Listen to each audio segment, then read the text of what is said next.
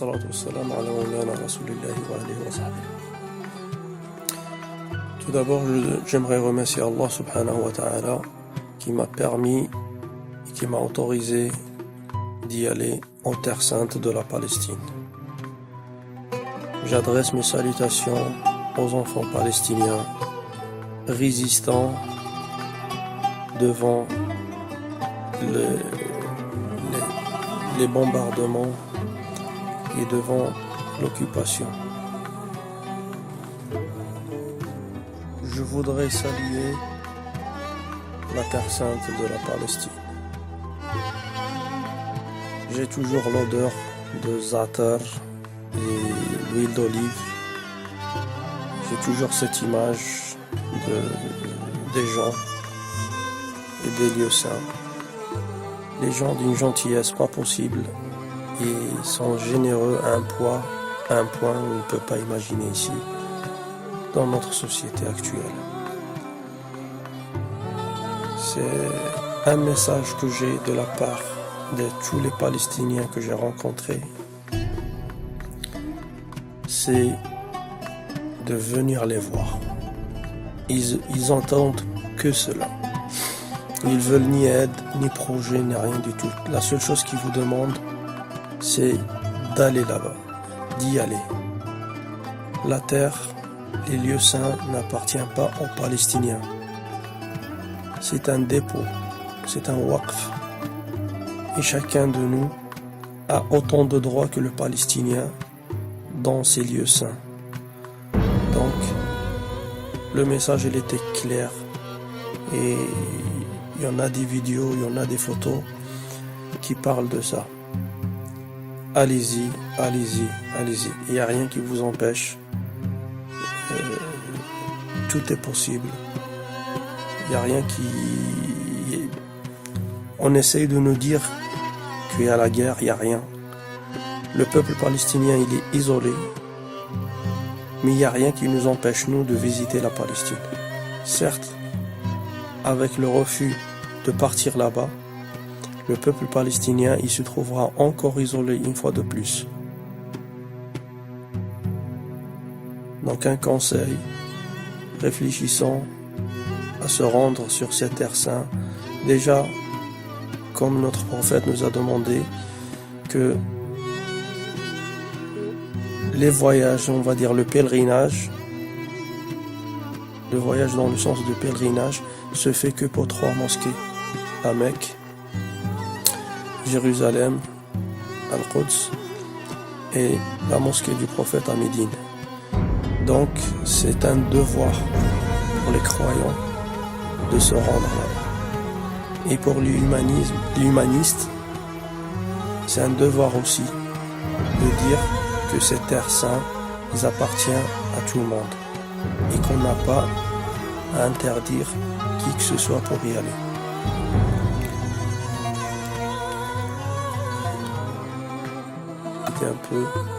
C'est une très belle ville à Jérusalem. Les sentiments sont vraiment... On sent de suite un attachement au lieu. C'est ce que j'ai ressenti de toute façon. Je ne me suis pas senti étranger, je ne me suis pas senti éloigné ou quelqu'un qui fait du tourisme en fait. Je me sentais comme si je connaissais les lieux et les gens en fait ils aident beaucoup pour ces sentiments parce qu'ils sont très serviables. Il suffit de leur demander quelque chose alors qu'ils vous donnent 10. C'est machallah, c'est quelque chose d'exceptionnel. La visite qui a duré 2 semaines pour les terres de la Palestine. En fait, j'ai pu voir plusieurs endroits. Je suis allé à Al-Khalil, Hébron. Je pense, si on doit parler du conflit israélo-palestinien, c'est la ville qui en souffre le plus. C'est quelque chose flagrant vu que les colons ils y sont maintenant, les colonies y sont maintenant, même au milieu des quartiers arabes, aux musulmans, si on peut dire, parce que là-bas pratiquement il n'y a pas de chrétiens à Hébron. Mais les colonies maintenant, c'est comme un cancer qui attaque un corps. Et alors, il y a une maison qui a été prise par la force par des colons. Il y a une famille, je crois, elle se compose de deux ou trois personnes. Mais il y a 40 soldats qui les surveillent. Donc vous imaginez, en plus ils interdisent aux gens qui n'habitent pas dans le quartier d'y passer.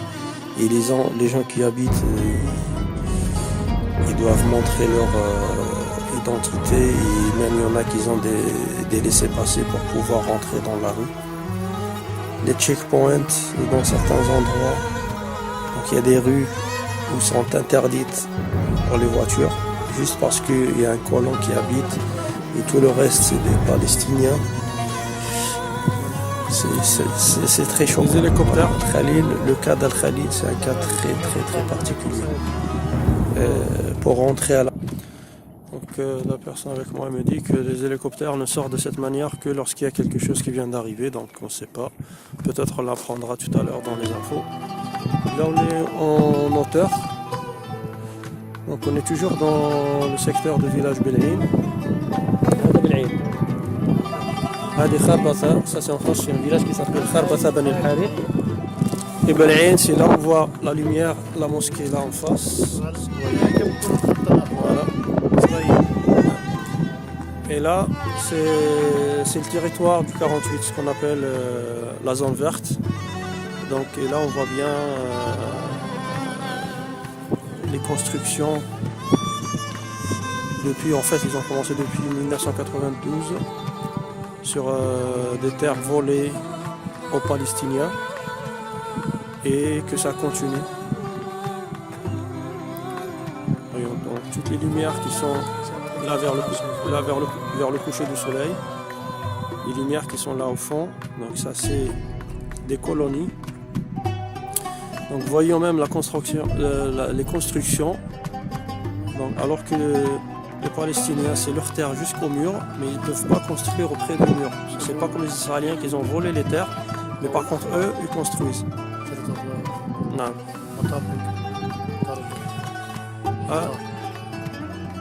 والله يا عم كان يقصفوا في غزه لما كان شو اسمه شايف هذول اللواح هذا شو اسمه طبعا بتاع البنيين الجبات يكونوا فايتين على الجدار. هذا الجدار وين كنا شوي هذول الجيش لسه فايتين تيجينا على البلد. ذاك مطار اليد يعني مطار بن غوريون. هذول العمارات لما كان ينتصف من غزه الجنوب هي لما كان الصواريخ نشوف الصواريخ من غزه تيجي. يعني انا لو بدي اطلع على بن غوريون ممكن امر من هون عند بوابه؟ في مش البوابه اللي من الجدار. الجدار بوابه امنيه. البوابه الثانيه بدها تكون من هون من نعلين. يعني اروح على نعلين وامر هي بس هي البلد هاي في بوابه. هذا مدخل اسرائيل. مدخل يعني عندهم مدخل العمال بفوتوا منه يعني عندهم بيطلعوا هم منه. بس هذا شايف كيف هي هذا جبات الجيش. شوف هنا في كلب الكلاب انا سكره ماله ميت. نبعد عنه بسرعه ريحته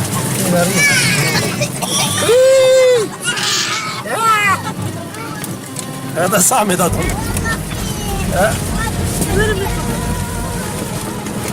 في مي لما يكون هون في الواد بيكون مي. مش انت بتكون مي بس احنا في قدام في مي. امبارح اجينا انا ولينا ويوحنا كنا انا امبارح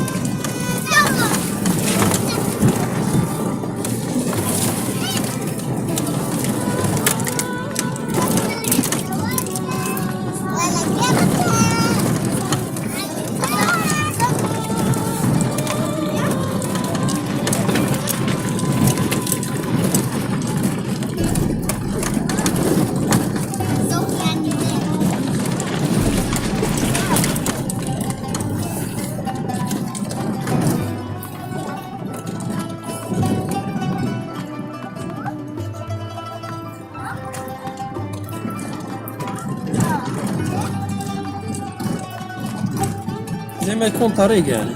ما هي هاي الواد مجرى المي. يعني انت بتتبع. لا انا ماشي بالواد عشان اعرف الطريق. هسه ما يكونش طريق بنطلع على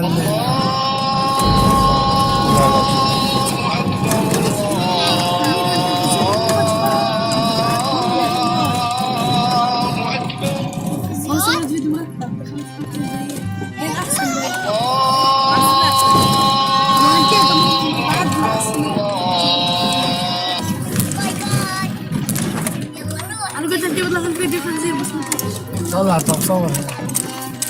شو اسمها المستوطنة؟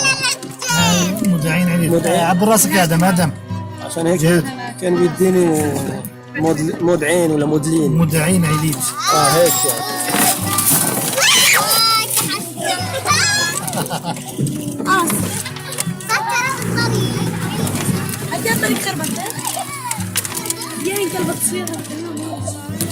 Au cœur de la Palestine. On est au cœur d'une rivière.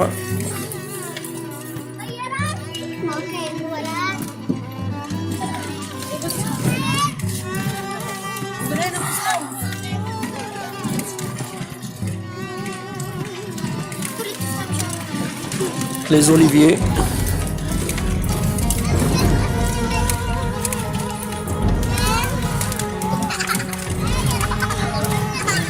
عبر روسيا.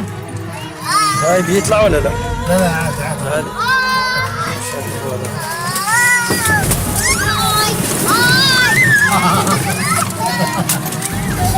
صامت.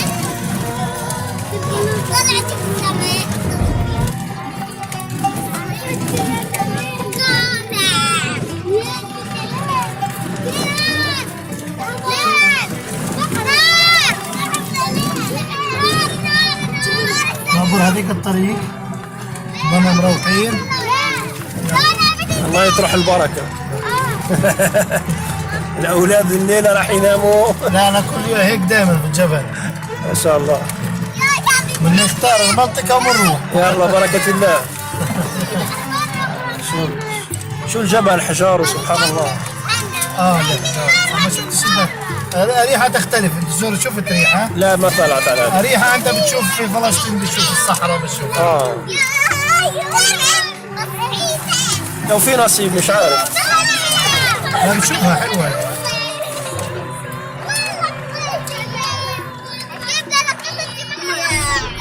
واو سكرت. يلا امسجو امسجو هيك. في كلب انا صغير.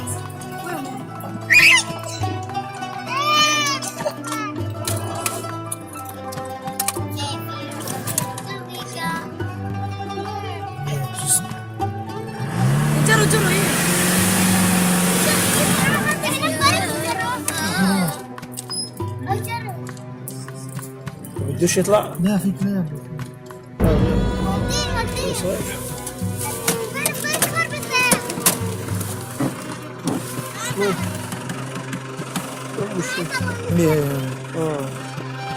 سبحان الله.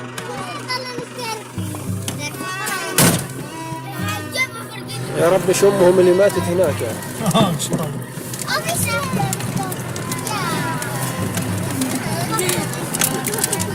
هاي يلا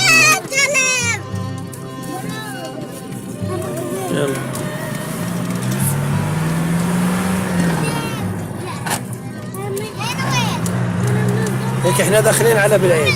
هاي المدخل بالعين، بس بدنا نطلع من هون احنا بنيجي على بالعين. يلا تفضل. والله عندك ما في وين. ليتس جو.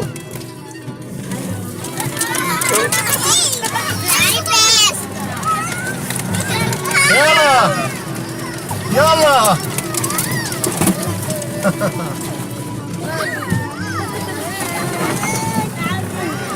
يلا هاي ماي ماي ماي ماي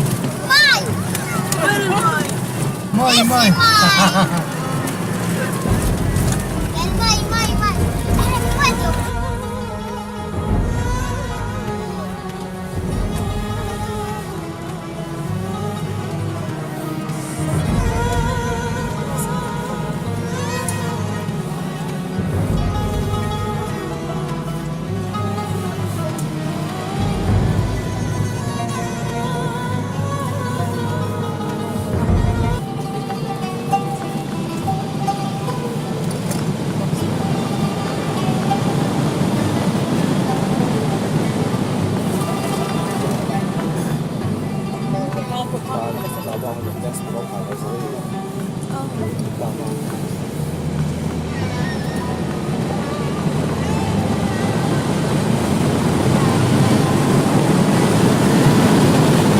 On est dans les environs d'Al-Quds, on n'est pas rentré par la ville de Jérusalem, mais en fait on est obligé d'entourner le mur.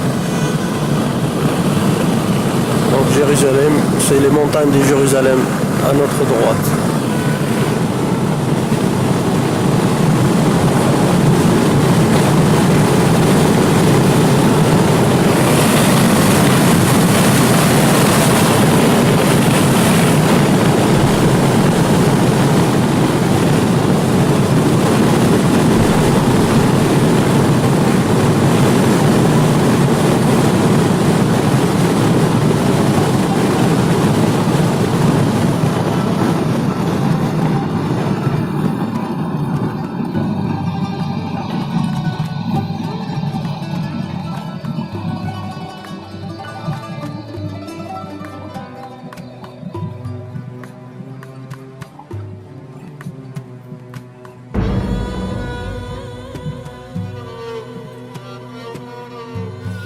Bismillah ar-Rahman ar-Rahim.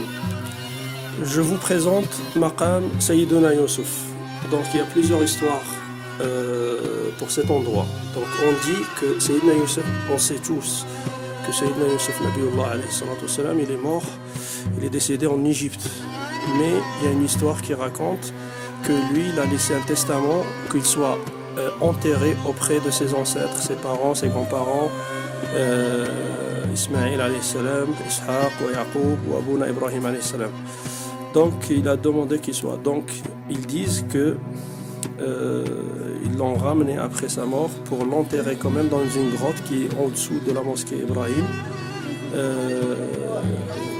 voilà. Et comme ils ont l'habitude à l'époque de Mamalik, les Turcs, ils mettent des endroits de passage des prophètes en fait. C'est ce qu'on voit là, cette construction. Donc ici c'est pas Al-Qabr, c'est pas la tombe. C'est juste, voilà, on dit Maqam, ça veut dire qu'il est passé par là. Mais c'est pas Qabr, il n'y a rien ici.